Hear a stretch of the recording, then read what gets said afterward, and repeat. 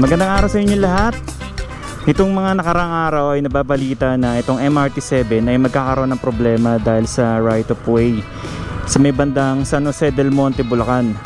So ang sabi sa balita, by December 2025 ay magagamit na yung magmula sa North Avenue hanggang sa may Sacred Heart Station. So yung dalawang station nitong dulo ng MRT7 ang nagkakaproblema ngayon. Kaya ngayon mag-update tayo, tignan natin kung ano na yung latest progress dito sa project na to, itong MRT7. Nandito tayo sa may bandang Mindanao Avenue, malapit dito sa may SM Fairview. Ito yung pang 10 station ng MRT7 magmula sa may North Avenue papunta dito sa may San Jose del Monte, Bulacan. Alright, simulan na natin dito.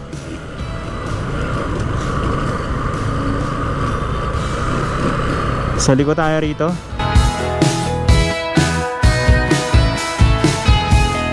Dito nga makikita natin etong Mindanao Avenue Station.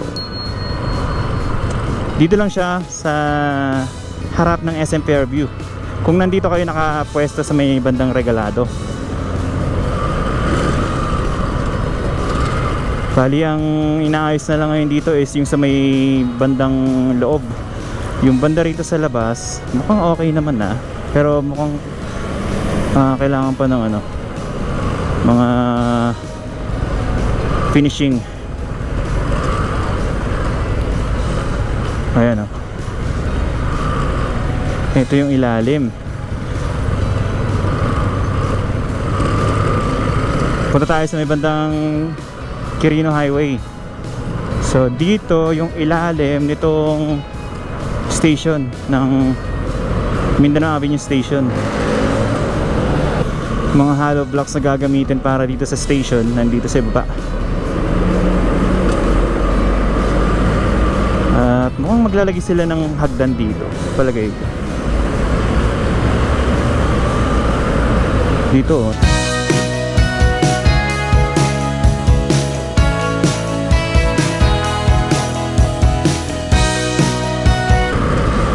so dito tayo sa may papunta ng Quirino Station.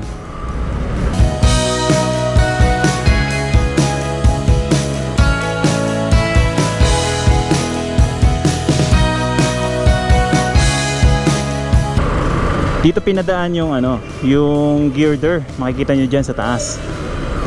So paliko na yan. At iniwasan niya itong mismong highway, itong Regalado. Okay, so liko tayo rito. Ito yung pang 10 station ng MRT7. So meron itong 14 stations. Yung dalawang station sa dulo yung may right of way issue ngayon. So by 2025 hanggang Sacred Heart Station naman daw yung mapapakinabangan at mukhang mag-ooperate na itong MRT7. Ayan dito Next station naman is may Quirino Station. Tingnan natin, malapit lang yun sa may bandang Jollibee. So dito ayos na pulido na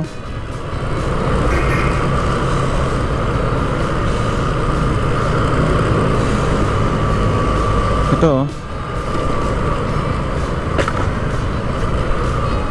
kahit pala tapos na yung construction dito ng mga columns para dito sa MRT7, talagang matraffic tong area na to. Talagang masikip yung daan. Napanood ko sa TV, kaya may problema ngayon sa dulo itong MRT7 papunta dun sa may San Jose del Monte, Bulacan is yung magiging construction nun magdudulot ng sobrang traffic daw dun sa lugar. So mangyayari nun parang magkakaroon ng epekto dun sa kaliwat kanan ng highway. Ito dito ang Quirino Station. Mukhang dito sisimulan yung daan. may mga ano na sila, may mga poste na dyan na ano, na hinukay. So magkabilaan to, may crane pa dito sa kabila. Tapos ito na yung mga poste. Ayan. So ito siya ngayon as of June 3, 2024. Matinding traffic dito. Talagang ano, heavy traffic. Pansin ko sa mga columns dito, parang mababa lang siya. Ayun, no? Hindi siya ganun kataas. Or baka sa ano lang yan, sa umpisa lang.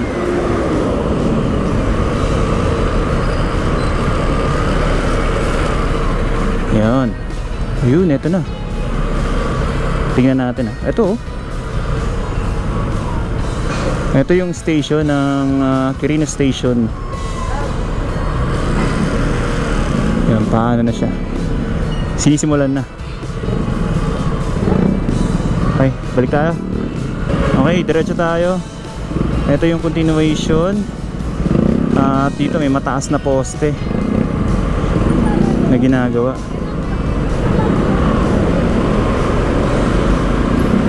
Dito yung hagdan. Dito siya ano, nakapwesto.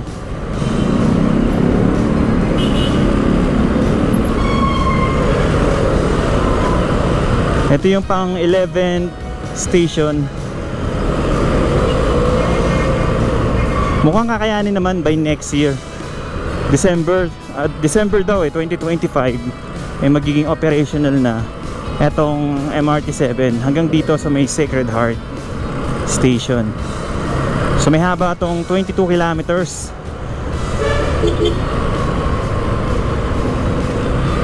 Tapos na tayo sa pang 11th station. Dito na tayo sa kasunod na station sa may Sacred Heart.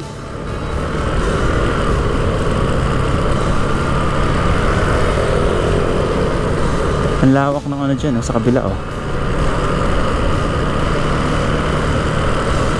I think gawa na rin yung ano dito, yung railway track dyan sa taas. Sunod na station ay itong Sacred Heart Station. Dito wala nang ganong traffic. Ayan, dito may nakikita na tayong mga ano, steel beam para dito sa may Sacred Heart Station. Ayan. May mga ano, may mga girder dyan na nakapwesto. Dito tayo dadaan sa kabila, oh.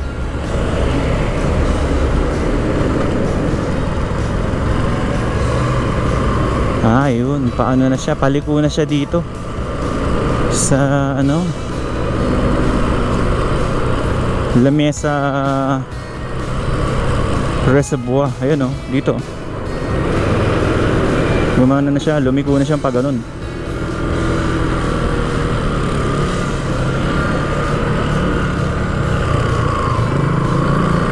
So iniwasan yung ano, iniwasan itong highway dito. Pero may mga binutas sila dyan, eh. Parang gumawa sila ng soil testing dati. Pero iniba nila yung ano, yung plano. Hindi kaya masyadong pa-curve, kaya ano, ayan, oh. Kaya binago nila. So dito na siya ngayon, lalabas na siya rito.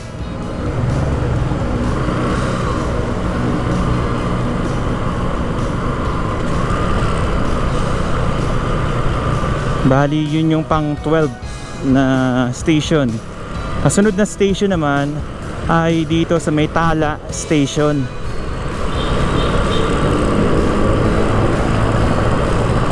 Ito na yung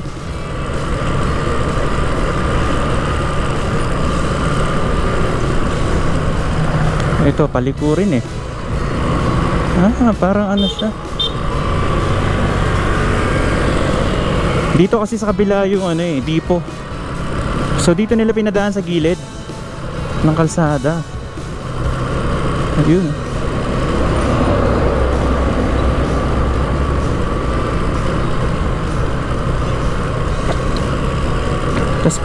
lumipat naman sa kabila yung ano, yung mga columns.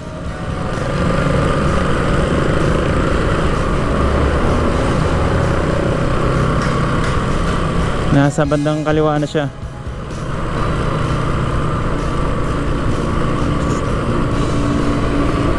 Okay, ayun na. Dito ano na oh, medyo pulido na dito. Tapos banda rito sa kanan, eto naman yung depot. Yan. So yan yun oh. Kita nyo, dyan yung tren. May drone shot tayo dyan, parang ano na eh, 2 months ago. So mukhang wala pa namang ganong pagbabago. Yun na lang ipapakita ko sa inyo. Dito nakapark ngayon yung tren, itong MRT7. Nakikita nyo dyan, yung mga bagon nandito nakapwesto.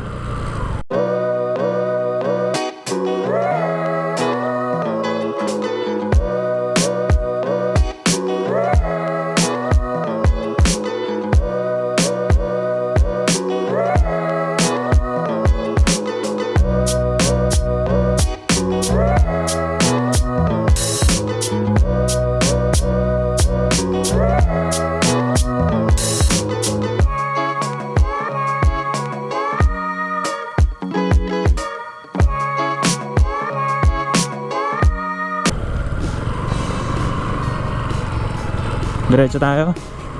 So ito yung depot ng MRT7 sa may bandang kanan. And ayan, may ano sila, may ginagawa sila dito. Pinestop muna nila yung flow ng traffic kasi dumadaan yung ano, may crane dito, binababa yung bakal. So yun yung ano, yung bakal na katulad nito. Ito. Okay, so pwede na tayong dumaan.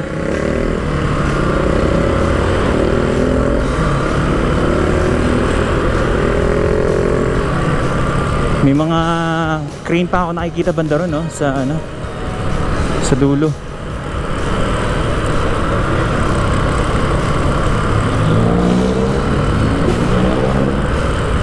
Yan, so dito ano na, sinisimulan na nila yung ano, pagkakabit ng beam.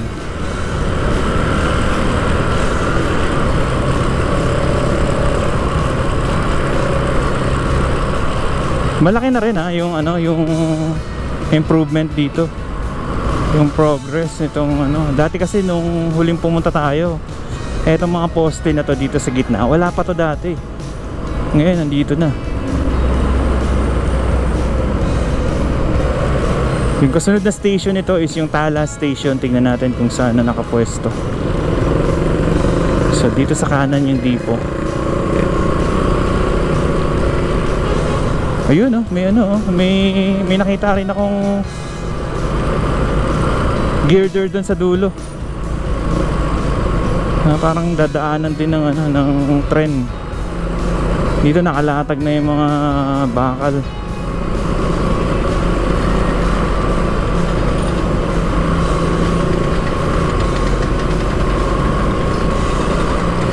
Ito may ano pa, may girder na dito sa taas.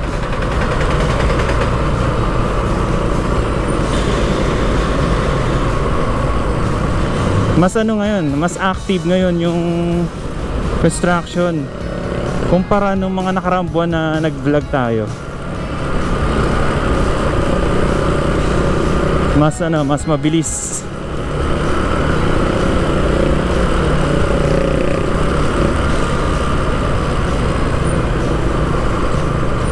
Dalawang station na lang yung hindi pa natin napupuntahan, which is yung sa may Tala Station at saka yung sa San Jose del Monte Bulacan Station. So yung dalawa na yun, yun yung hindi pa nagagawa sa ngayon. Kasi nga may ano, may right of way issue.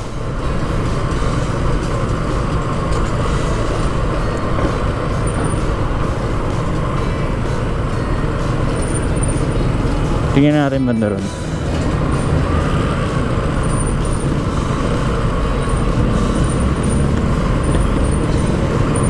Dito daw yung sa may bandang Malaria. So dito sinisimulan na rin nila, oh. Ayun, oh. May mga workers sila dyan na nag-aayos.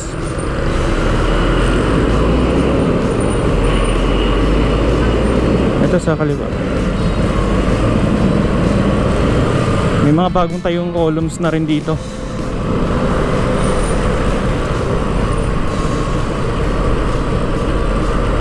Natayuan na rin pala ng poste rito.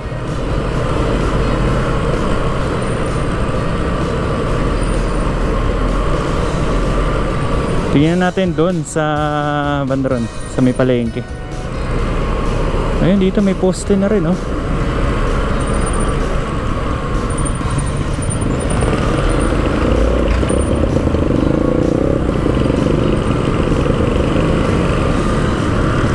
Ayun dito.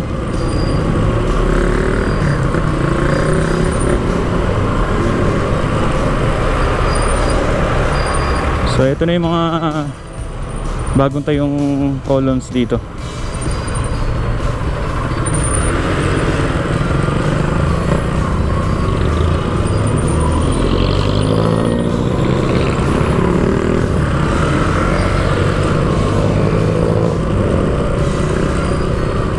Ayun, oh.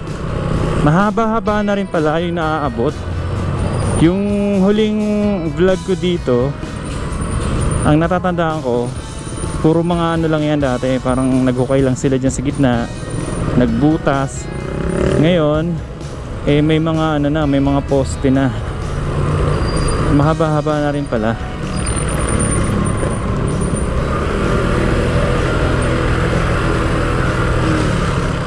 Ay, diretso tayo dito.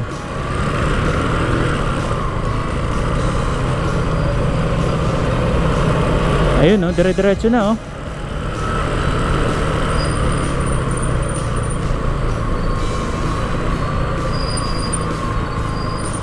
Yung ano na lang, yung beam na lang sa taas para makabitan na ng girder. Tingnan natin kung hanggang saan yung natayuan nila ng mga columns dito.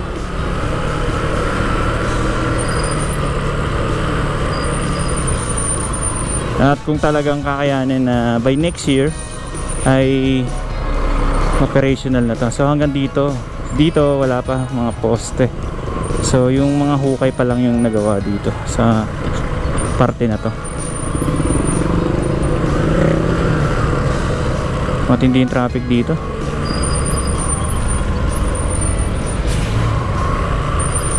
Ayun.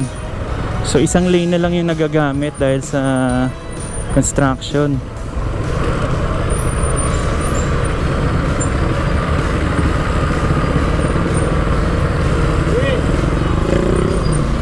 Ayun, dito puro ano, mga hukay lang.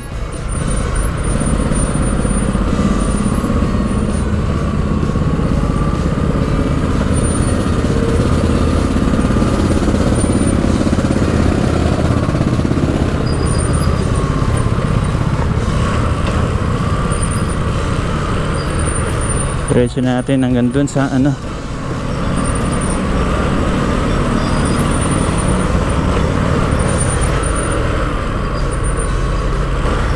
okay.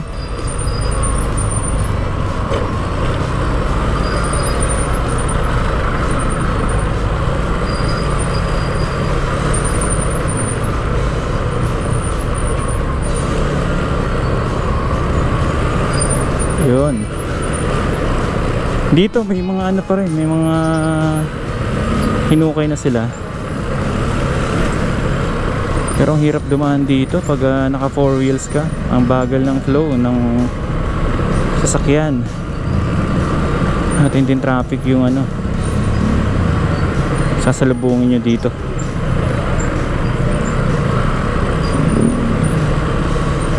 Ayun. May mga bakal na rin dyan sa ano, dito banda. Matataas na rin yung mga bakal ng pundasyon nitong mga columns dito.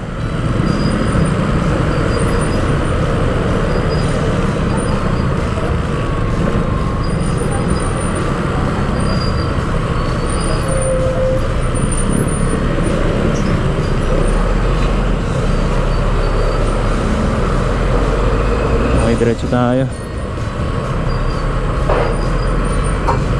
Ayan oh, may mga ano dito. May mga bakal na nailagay.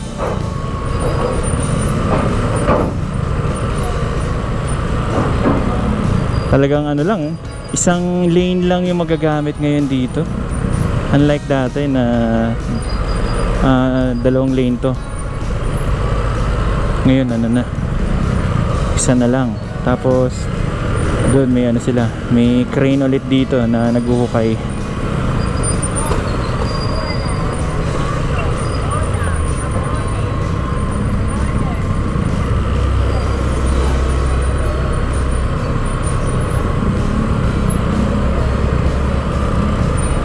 So pagkalampas nata rito medyo ano na, medyo luluwag na yung traffic. Nagiging matraffic lang kasi talaga dahil nakaharang dito yung ano, yung mga heavy equipments nitong MRT7. Ayan yung mga poste dyan sa gitna. Ito naman yung ano dito, Metro Plaza, sa harapan nitong Metro Plaza. Tapos ay may bakal na rin dito oh.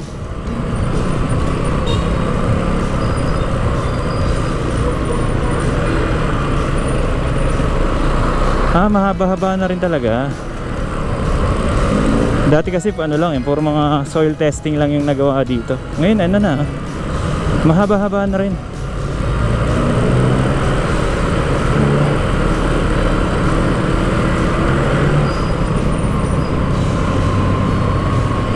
Ayan, hanggang dito.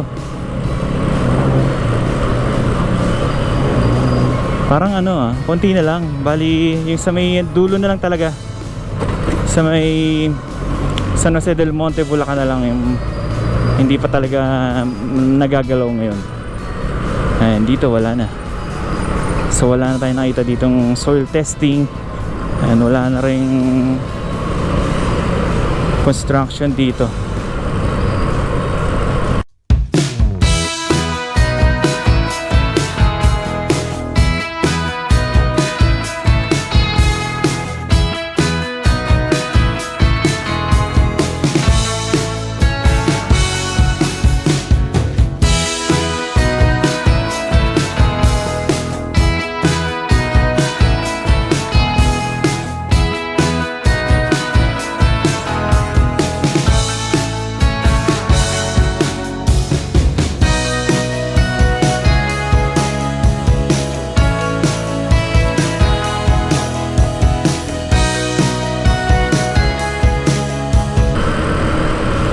Alright, malapit na tayo dito sa may SM San Jose del Monte, Bulacan. SM City San Jose del Monte, Bulacan. So hanggang dito na lang muna yung ating update para dito sa ongoing project na ang MRT7. Ngayon wala pa tayong nakikitang construction dito. Alright, maraming salamat sa pagsama sa akin and magkita-kita po ulit tayo sa mga susunod na update. Thank you so much and God bless po sa inyo lahat.